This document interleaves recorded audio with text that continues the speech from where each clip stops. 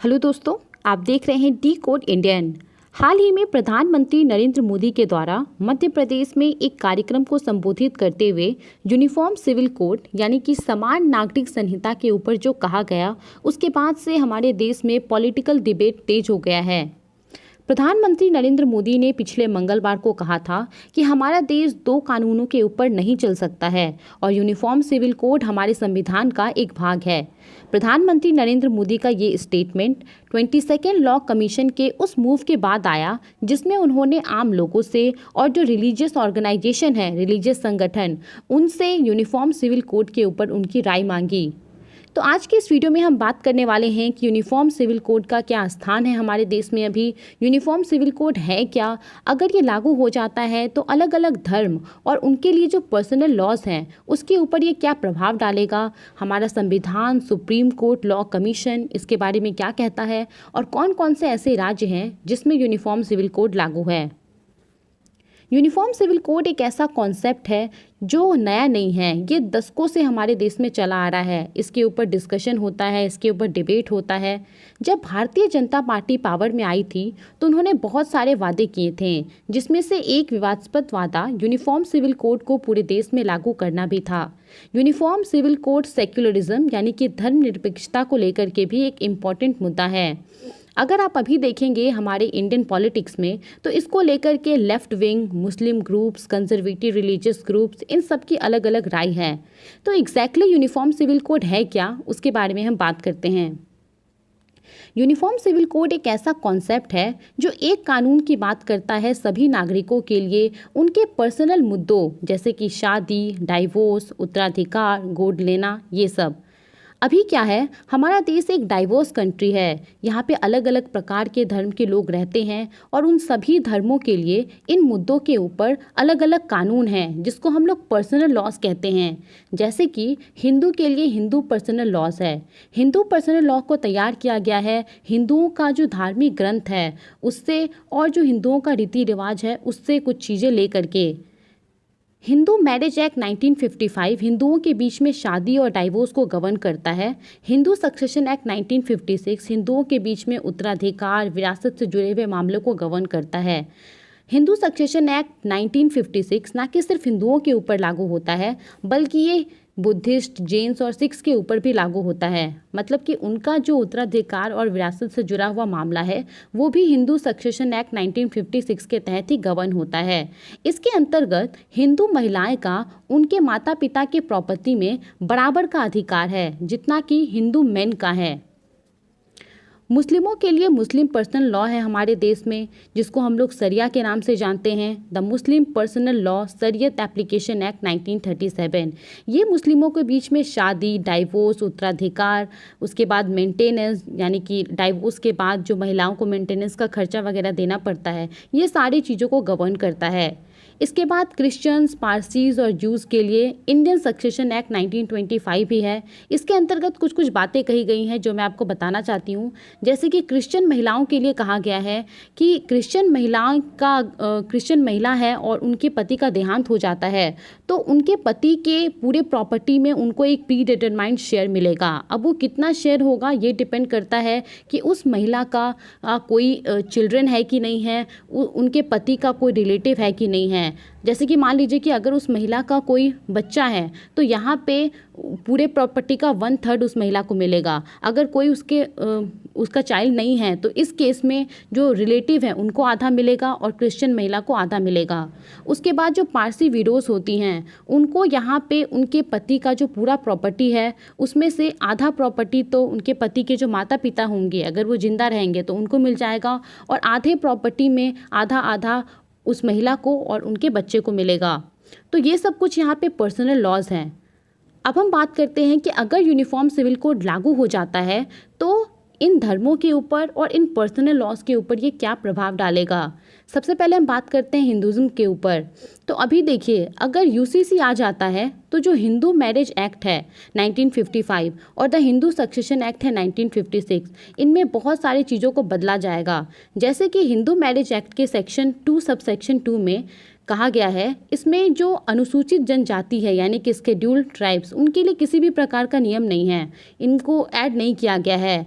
Section 5 और section 7 जो है हिंदू मैरिज एक्ट का, उसके अंतर्गत ये कहा गया है कि अगर कहीं पे कोई रीति रिवाज है और प्रोविज़न है, उस दोनों में टकराव हो जाता है तो हमेशा जो कानून है उसको फॉलो नहीं किया जाएगा, हमेशा जो हिंदुओं का रीति रिवाज है, कस्टमरी प्रैक्टिसेस, उसको फॉलो किया जाएगा।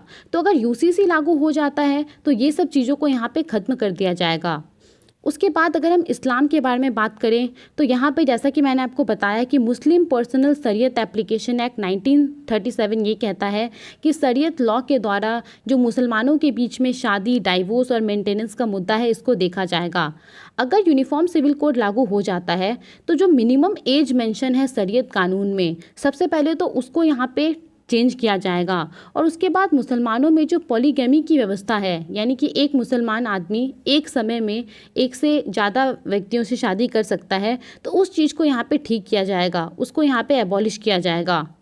इसके बाद अगर हम सिख के बारे में बात करें तो सिखों के बीच में जो शादी होता है वो यहाँ पे गवर्न होता है the Anand marriage act of 1909। और इस एक्ट के अंदर सिखों के बीच में डाइवोर्स को लेकर के कोई भी प्रोविज़न नहीं है। तो इसीलिए अभी क्या होता है कि अगर सिखों के बीच में डाइवोर्स होता है तो यहाँ पे सिख सेपरेशन को हिंदू मैरिज एक्ट के तहत गवर्न किया जाता है। अगर यूनिफॉर्म सिविल कोड लागू हो जाता है तो सभी धर्मों के लिए एक ही कानून होगा।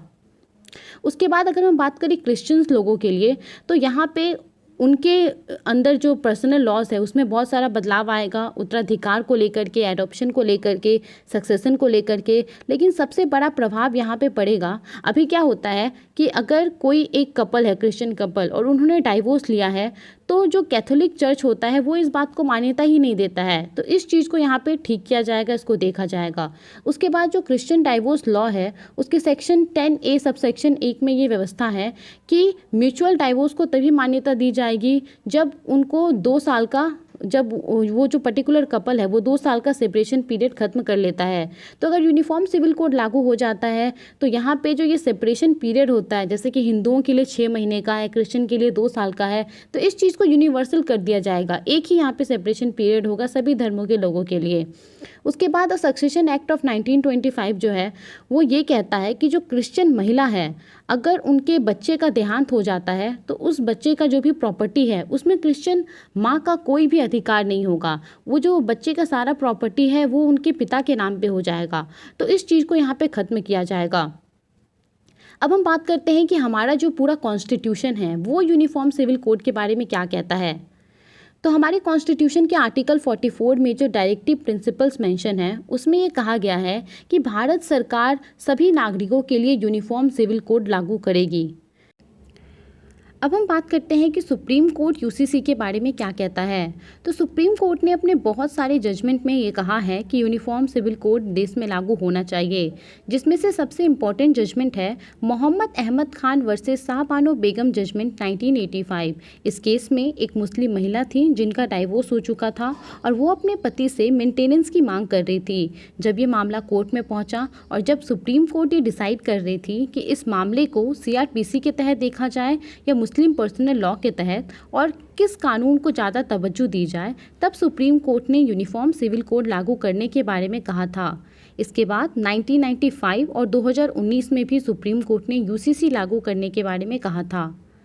अब अगर हम बात करें कि लॉ कमीशन यूसीसी के बारे में क्या कहता है, तो 2018 में जो 21वीं लॉ कमीशन थी उन्होंने कहा था कि यूसीसी को लागू करना अभी अनिवार्य नहीं है और अभी उसकी उतनी ज़रूरत भी नहीं है। लेकिन जो 22वीं लॉ कमीशन है उन्होंने अभी आम लोगों से और जो धार्मिक संगठन के लोग हैं उनसे यूसीसी के ऊपर उनकी राय मांगी है।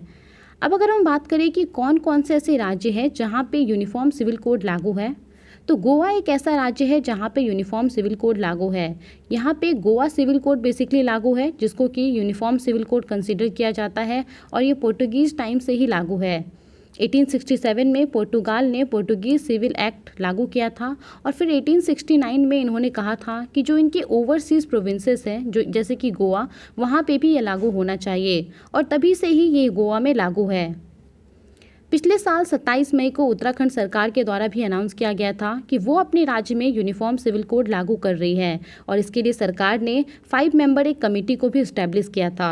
इस कमेटी को काम दिया गया था कि ड्राफ्ट प्रपोजल तैयार करे यूनिफॉर्म सिविल कोड इम्प्लीमेंट करने के लिए। इस कमेटी के द्वारा हाल ही में 30 जून को रिपोर्ट सबमिट की गई है। तो अब देखते हैं कि आगे क्या होगा। तो यही सब कुछ बातें थी यूनिफॉर्म सिविल कोड के बारे में। आई होप आपको ये सभी बातें समझ में आ गई होंगी। आप इसके बारे में क्या सोचते हैं, हमें अपनी राय ज़रूर बताएं।